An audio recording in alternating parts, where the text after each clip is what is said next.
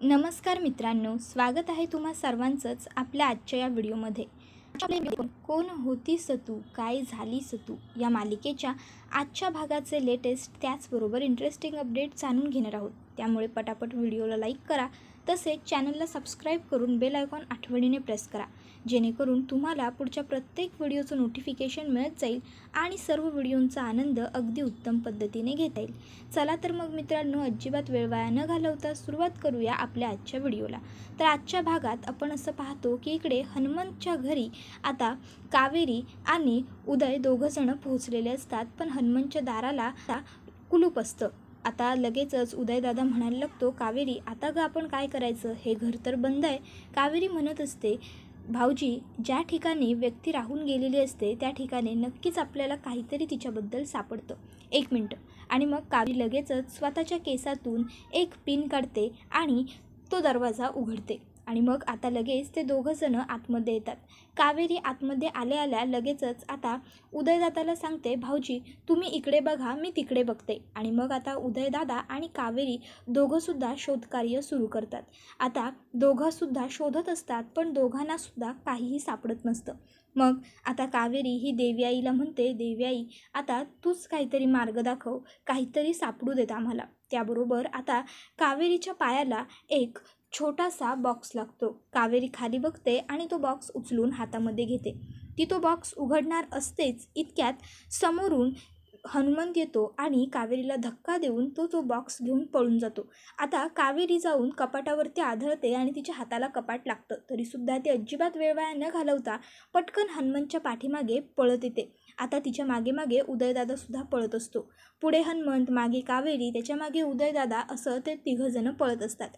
आता अचानक उदयदादाच्या पायाला काहीतरी टोचतं, त्यामुळे त्याला पळता येत नसतं, त्यामुळे त्याची स्पीड कमी झालेली असते, तो हळूहळू धावत असतो। कावेरी मात्र अगदी जोमात जोशात त्या हनुमंतच्या पाठीमागे पळत असते। पण आता हनुमंत काही थांबत नसतो। मग कावेरी त्याच्या पायावर एक दगड मारते, त्यामुळे हनुमंतच्या हातातली तो बॉक्स असतो तो खाली पडतो आणि तो त्याचा पाय बघत असतो। इतक्यात समोरून एक बाईकवरून व्यक्ती येते आणि ती हनुमंतला बाईकवर बसवून घेऊन जाते। कावेरीच्या हातातून हनुमंत अगदी थोडक्यासाठी निसटलेला असतो। आता इतक्यात त्या ठिकाणी उदयदादासुद्धा पोहोचलेला असतो। तिकडे येऊन उदयदादा विचारायला लागतो, काय झालं कावेरी? त्यावर कावेरी ही उदयदादाला सांगते, भाऊजी अहो हनुमंत काका नाही सापडले, पण हा बॉक्स सापडला। त्याबरोबर लगेचच आता कावेरी आणि उदयदादा दोघंसुद्धा तो बॉक्स उघडतात। आता बॉक्समध्ये असं काही असतं की ते बघून त्या दोघांनाही आश्चर्य वाटतं। तर दुसरीकडे आता काकू ही म्हणत असते, कशाला येतो हा उदय परत, ते सुद्धा आपल्या संपूर्ण फॅमिली सकट। जर हा उदय खरोखर इकडे आला तर मग सगळी प्रॉपर्टी ह्याच्या नावावर होणार। घरात भाऊजी आणि यश अशी तयारी करतायत जसं काही सणवारच येतोय, काय डामडुजी काय करून घेत आहेत, काय करतायत। जर हा उदय परत आला तर मग माझ्या मुलाच्या नावावर मात्र काहीच प्रॉपर्टी उरणार नाही, सगळी त्या उदयच्या नावावर केली जाईल। पौर्णिमा काहीतरी तुला केलं पाहिजे, असं म्हणत आता लगेचच काकू ही मुद्दामून खाली पडण्याचं नाटक करते। अगं आई ग, मी मेले वगैरे ती ओरडायला लागते। त्याबरोबर तिकडे विद्या येते आणि म्हणते, आई काय हो, तुम्ही अशा जमिनीवर का बसल्यात? त्याबरोबर आता लगेचच विद्याला काकू म्हणायला लागते, अरे कुठून आणली आहे हिला, अगं मूर्ख मी पडली आहे, लागलं आहे मला। त्याबरोबर लगेचच विद्या म्हणते, काय आई अहो कशा काय पडला? आणि मग ती लगेचच काकूजवळ खाली बसते। त्याबरोबर यमुनासुद्धा तिकडे जाते आणि म्हणते, अगं काकू। त्याबरोबर आता ती कांगावा करायला लागते, आई ग, मेले लागलं, पडले, दुखतंय। त्याबरोबर आता लगेचच त्या ठिकाणी यश, निशा, त्याचबरोबर सगळेच जण आलेले असतात। तर आता यश म्हणत असतो, काकी खूप लागले का तुला, तू ठीक आहेस ना? तर लगेच काकूला निलेश विचारत असतो, अगं आई अशी कशी पडलीस तू अचानक? त्याबरोबर काकू सांगत असते की अरे मला काही कळलंच नाही रे, कशी पडले, मी खूप दुखतंय रे, मला लागलंय, आई ग, मला उठता येत नाहीये, हलता येत नाहीये, काय करू मी, देवा। त्याबरोबर लगेचच म्हणायला लागतात की तू रडू नकोस, शांत हो, उचला तिला आणि घेऊन जा यश, हात दे। त्याबरोबर लगेचच आता यश आणि निलेश दादा दोघंजणं मिळून आता काकूला घेऊन आतमध्ये बेडरूममध्ये जात असतात। तर दुसरीकडे आता इकडे मंदार हा हनुमंतला म्हणत असतो, बाबा अरे काय येड लागला असा काय तुका, काय करतस तू? तुका तरी कळता काय? आज जर त्या कावेरीच्या हाताक तू घावलो असतंस तर तुझा काय झाला असता? तुका तरी ठाऊक असा काय? त्याबरोबर लगेचच आता इकडे हनुमंत म्हणत असतो, तू माका घाबरवतस की धीर देतस? काय केला असता त्या कावेरीनं माझा? त्याबरोबर लगेचच आता इकडे त्याला सांगत असतो की मी तुका धीरच देतय. जर आज त्या कावेरीच्या हाताक तू घावलो असतोस ना तर तिनं पोलिसांका बोलवला असता आणि मग काय झालं असता तुझा आता मी पण सांगू नाही शकणार. तर दुसरीकडं आता कावेरी ही घरी आलेली असते. आता घरी येऊन ती विचारत असते, काऊ बाबा कुठे आहेत? त्याबरोबर लगेचच आता काऊ म्हणत असते, कुठे असणार? अगं पुजाऱ्यांना भेटायला गेलेत, तुझ्या लग्नाचा मुहूर्त काढायचा आहे ना त्यासाठी. इतक्यात त्या ठिकाणी आता मुकुंद आलेला असतो आणि मुकुंद आता सांगत असतो, गो बाय गो चेडवा, तुझ्या लग्नाचं मुहूर्त माका गावलो. पुढच्या 2 दिवसावरचं मुहूर्त असा तुझ्या लग्नासाठी. आता हे ऐकून कावेरीला खूप जास्त टेन्शन येतं, तर बाकी सगळ्यांना मात्र खूप जास्त आनंद झालेला असतो. तर आता लगेचच इकडे काकूला आणून बसवलेलं असतं. खूप दुखतंय का तुला काकू? असं आता यमुना काकूला विचारत असते. त्याबरोबर लगेच आता इकडे मा ही काकूला विचारायला लागते, अगं पण अशी अचानक तू पडलीस कशी? काय झालं? त्याबरोबर आता काकू ही माना सांगायला लागते, अहो वहिनी काय सांगू तुम्हाला, मला काही कळलंच नाही हो. म्हणजे मी अशी उभी होते आणि अशी अचानक एकाएकी माझ्या डोळ्यावरती अंधारी आली आणि मी खाली कोसळले हो बघता बघता. त्याबरोबर लगेचच आता यमुना म्हणायला लागते, अगं काकू जरा बघून तरी पडायचं होतंस ना. त्याबरोबर लगेचच आता काकूला राग येतो आणि मग काकू ही यमुनाला म्हणायला लागते, यमुना म्हणजे तुला म्हणायचं काय आहे? मी मुद्दाम पडली आहे का? मुद्दाम केलं आहे मी हे सगळं? नाटक करते मी? अहो माझंच चुकलं खरं तर. आपल्या इथे ना एक डोंगरावर सिद्ध बाबा आलेत, मी त्यांचं ऐकलं नाही ना म्हणून झालं हे सगळं. मी बाबांचं ऐकायला हवं होतं वहिनी. त्याबरोबर आता मा लगेचच तिला विचारतात, सिद्ध बाबा काय बोलतेस तू?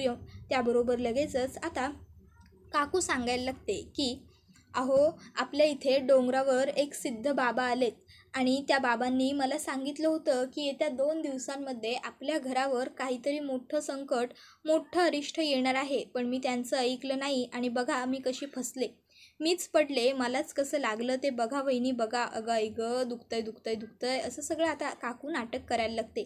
त्याबरोबर लगेचच यमुना मनातल्या मनात विचार करायला लागते, 2 दिवसात घरावर अरिष्ट येणार म्हणजे काकू नक्कीच उदयदादाबद्दल बोलते. याचा अर्थ आत्ता माझ्या लक्षात येतो, काकूच्या डोक्यात नक्कीच काहीतरी प्लॅन शिजतोय. आता इकडे यमुनाने अगदी चोख ओळखलेलं असतं.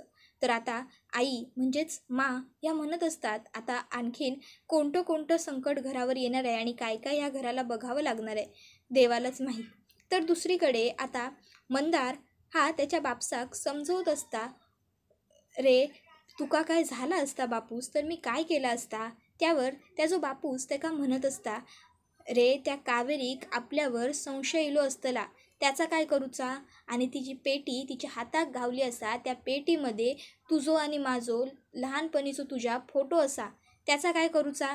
त्या कावेरीक ता बघून आपल्यावर संशय इला, मग काय करूचा आपण? त्याबरोबर लगेचच आता मंदार ह्यो त्याच्या बापसाक समजावत असतो, बापूस काळजी करू नका, काय एक घाऊचा नाही त्या कावेरीक. तो जो फोटो असा तो माझ्या लहानपणीचो फोटो असा, त्यामुळे तिका त्या फोटोवर ना काय एक नाही कळणार. ती जरी हुशार असली तरी मी हुशार असा. मी आजच आपल्या मंदिरात जाऊन पुजाऱ्याक कन्व्हिन्स केला असा. मी त्याका सांगितला की तो मुकुंद सावंत तुका खैसर भेटलो तर त्याका सांग की त्याच्या चेडवाचं लगीन करूसाठी ह्या 2 दिवसातलो मुहूर्त लय शुभ असा. मग ती कावेरी लग्नात व्यस्त रवतली आणि आपल्याका आपलं काम करूक टाईम मिळतलो. आता इकडे असं म्हटल्यावर हनुमंतला सुद्धा पटलेलं असतं. मग हनुमंत हा म्हणतो, ता सगळा ठीक आहे, पण ह्या सगळ्यात जर तुझ्या जीवाक काय झालो तर काय करूचा आपण? बोल ना. जर जीवच रवलो नाही तर त्या प्रॉपर्टीचो काय उपयोग? त्याबरोबर लगेचच आता हनुमंतला मंदार म्हणत असतो, रे बाबा कित्याक काळजी करतोस तू? माका काय एक होणार नाही, माझी काळजी तू करा नको, समजलो तुका? तू तुझी काळजी कर. तर दुसरीकडे आता कावेरी ही आता बाबांना म्हणत असते, हापूस कित्याक इतकी घाई करतस? कशा काय गरज असा? त्याबरोबर आता बाबा हे तिला म्हणत असतात, "गो बाय कावेरी, चिडा नको. माका माहिती असा घाय होता, पण माका गुरुजींनी सांगितल्याने असा ह्या 2 दिवसावरचो जो मुहूर्त असा की नाही तो लय चांगलो मुहूर्त असा, शुभ असा. तुझा लगीन जर ह्या मुहूर्तावर झालो तर तुका सुख समाधान मिळतलो, म्हणून मी यो मुहूर्त तुझ्यासाठी निवडला असाय गो बाय. ए मालवणकर, बोल ना तू पण." त्याबरोबर लगेचच आता मालवणकर काकासुद्धा सांगायला लागतात, "हो गे बाय हो, 2 दिवसावरचो जो मुहूर्त असा त्याच्यावर तुझा लगीन झाला तर तुका सुख समाधान तर मिळतलाच, पण त्याबरोबर तुझी सगळी स्वप्न बी पूर्ण होतली असो आमका गुरुजींनी सांगितलो असा, म्हणूनच तुझ्या बापसान तुझ्यासाठी लग्नाचो ह्योच मुहूर्त पकडलो असा. तुका एक कायोग अडचण नाही येऊची अशी तुझ्या बापाची इच्छा असा गो." त्याबरोबर आता मुकुंदा हा सांगत असतो कावेरीला, "गो बाय, एकदा का तू मंडपातनं गेलास की मग मी शांतपणे डोळे मिटूक मोकळो गो." त्याबरोबर कावेरी लगेचच बाबांच्या पुढ्यात येते आणि म्हणते, "हापूस, असं काही एक बोलू नकोस हा. नाही, आणि ते सगळं ठीक आहे, पण तुझ्या दशावताराचं काय, ते विसरलास? अरे दशावतार असा ना तुझा 2 दिवसावर, मग त्याबरोबर ते सुद्धा महत्त्वाचंच आहे ना," असं ती म्हणते. त्यावर आता बाबा म्हणतात, "गो ता महत्त्वाचा असाच, पण तुझ्यापेक्षा नाही गो. तू काळजी नका करू, मी सगळं व्यवस्थित करतले, मग तर झालं मा." त्याबरोबर आता काऊसुद्धा म्हणत असते, "अगं कावेरी, तू कशाला काळजी करतेस? आम्ही सगळेजण आहोत ना. जर तुझं सुख होत असेल, तुझं चांगलं होत असेल तर काय हरकत आहे लग्न करायला. आणि मला खात्री आहे मंदार तुझ्याशी लग्न झाल्यानंतर तुला कायम सुखात आणि आनंदातच ठेवेल गं." त्याबरोबर आता लगेचच इकडे बाबा म्हणजेच मुकुंदा म्हणायला लागतात की माका माहीत असा, म्हणूनच तर मी कावेरीसाठी त्योच पोरगो निवडला असा. चल चल चल मालवणकर, आपल्या भरपूर तयारी करूची असा, असं बोलून आता बाबा हे मालवणकर काकांना घेऊन तिकडनं निघून गेलेले असतात. तर इकडे दुसरीकडे लगेचच ह्या म्हणत असतात की चला आता आपण आपापल्या कामांना लागूया. यश, त्या अगोदर तू डॉक्टरांना बोलव. त्याबरोबर आता लगेचच डॉक्टरांचं नाव काढल्यावर काकू इकडे घाबरते. ती लगेच मनात विचार करते की नाही नाही नाही, जर इकडे यांनी डॉक्टरांना बोलवलं तर माझं भिंग फुटून जाईल आणि मग सगळ्यांच्या समोर खरं येईल. काही झालं तरी डॉक्टर नको. आणि मग लगेचच आता ती म्हणायला लागते, "वहिनी, अहो डॉक्टरांची काय गरज आहे, डॉक्टर नको. मी गरम पाण्याचा शेक घेते ना, पिशवी आणली आहे ना विद्याने, ही काय शेक घेते, मग मला जरा बरं वाटेल." त्याबरोबर म्हणतात, "ठीक आहे, जशी तुझी इच्छा. विद्या, ती पिशवी दे बरं तिला." आता विद्या पिशवी द्यायला पुढे जात असते आणि चुकून तिच्या हातातनं ती पिशवी खाली सांडते आणि तिच्यातलं थोडं पाणी आता काकूच्या पायावरती उडतं. आता ते पाणी खूप गरम असल्या कारणामुळे काकूला पाणी भासतं आणि काकू जोरात टणकन त्या खुर्चीवरती उठून उभी राहत उड्या मारायला लागते. "अगं आई गं, भाजलं ना मला. विद्या, तुला काही कळतं की नाही गं, किती जोरात भाजलं, मला दुखतंय, मला आता लागलं मला आता." आता काकू एवढ्या जोरात उड्या कशा काय मारू शकते हा प्रश्न घरात सगळ्यांना पडलेला असतो. कारण अगदी काही मिनिटांपूर्वी ज्या काकूला साधं उठून उभं राहता येत नव्हतं, तिला कमरेला पायाला लागलं होतं, चालता येत नव्हतं, आता थोडंसं गरम पाणी पायावर उडाल्यानंतर तीच काकू एवढी जोरात उड्या मारायला लागली. सगळे आश्चर्यचकित झालेले असतात आणि तिच्याकडे आणि तिच्या पायांकडे पाहतच राहिलेले असतात. त्याबरोबर आता लगेचच निलेश दादा हा काकूला म्हणायला लागतो, "आई, काय गं, लागलं होतं ना तुला नक्की? मग आता पटकन एवढी उठून उभी कशी राहिलीस?" त्याबरोबर आता यमुना म्हणत असते, खरं सांगू का, मला ना अगोदरच माहीत होतं काकू सगळं नाटक करते." त्याबरोबर लगेचच आता ह्या काकूला म्हणायला लागतात, "नाटक केलंस तू पौर्णिमा, नाटक होतं हे सगळं." त्याबरोबर मात्र आता पौर्णिमा म्हणजेच काकू म्हणायला लागते, "नाही नाही नाही वहिनी, अहो नाटक नव्हतं, खरंच सांगते मी, नाटक नव्हतं. अहो खरंच सिद्ध बाबा भेटले होते, सिद्ध बाबांनी सांगितलं होतं मला." त्याबरोबर लगेच आता इकडे म्हणायला लागतात, "हो का, सिद्ध बाबा भेटले होते, त्यांनी सांगितलं होतं का? मग आता थोड्या वेळापूर्वी तुला उठून उभं राहता येत नव्हतं, तुझी कंबर तुझा पाय सगळं दुखत होतं आणि आता अचानक अशी उभी राहिलीस आणि टणकन नाचायला लागलीस, त्याचं काय, त्याबद्दल काय सांगशील, बोल ना." त्याबरोबर लगेचच आता इकडे काकू सांगायला लागते, "अहो वहिनी, ते आठवलं. अहो त्या सिद्ध बाबांनी मला एक अंगारा दिला होता, तो अंगारा मी लावला ना माझ्या कपाळावर मगाशी, म्हणून मला एवढं पटकन बरं वाटलं. खरंच सांगते मी, खरंच त्याबरोबर मा म्हणतात, चला सगळ्यांनी आपापल्या कामाला. आणि मग सगळेजण आता खोलीतून निघून जातात. यामी तिकडे येते आणि काकूवरती जोरात हसते आणि काकूला म्हणत असते, काय ग काकू, काय सिद्ध बाबा, काय डोंगर, काय काही बोलशील का ग? आपल्या इथे कुठे डोंगर आहेत ग काकू? त्याबरोबर लगेचच आता इकडे काकूला मात्र यामूचा खूप राग येतो आणि मग काकू लगेचच यमुनाला म्हणते, यामी. त्याबरोबर लगेच आता यमुना ही गप्प बसते. तर पुढे आता ती सॉरी काकू असं म्हणते आणि मग पुढे म्हणायला लागते, अगं काकू, माझ्याकडे यापेक्षाही जबरदस्त प्लॅन आहे. आता मात्र काकू आणि यामी दोघीजणी एकमेकीच्या नजरेत पाहत असतात. तर दुसरीकडे आता कावेरी ही सांगत असते, भाऊजी मला ना खूप जास्त राग येतोय, माझा संताप होतोय. तर उदयदादा हा कावेरीला म्हणत असतो, कावेरी मला कळतंय सगळं तुझ्या मनातलं, पण मी काकांच्या समोर काही बोलूही शकत नाही आहे ग. तू हे लग्नसुद्धा काकांच्या मनासाठीच समाधानासाठीच करतेस की नाही? त्याबरोबर कावेरी म्हणत असते, भाऊजी ह्या हनुमंत काकांच्याबद्दलची एक कडी एक कोडं मी सोडवून काढणार आहे आणि त्यामध्ये आपल्याला महत्त्वाचा पुरावा म्हणून सापडला आहे तो हा फोटो आपल्याला खूप मोठा पुरावा म्हणून सापडला आहे. त्याबरोबर आता पुढे लगेचच उदयदादा म्हणत असतो, आपण ह्या फोटोचं काय करायचं नक्की कावेरी? त्यावर कावेरी म्हणत असते, उदयदादा आपण ह्या फोटोतल्या मुलाला शोधून काढायचा.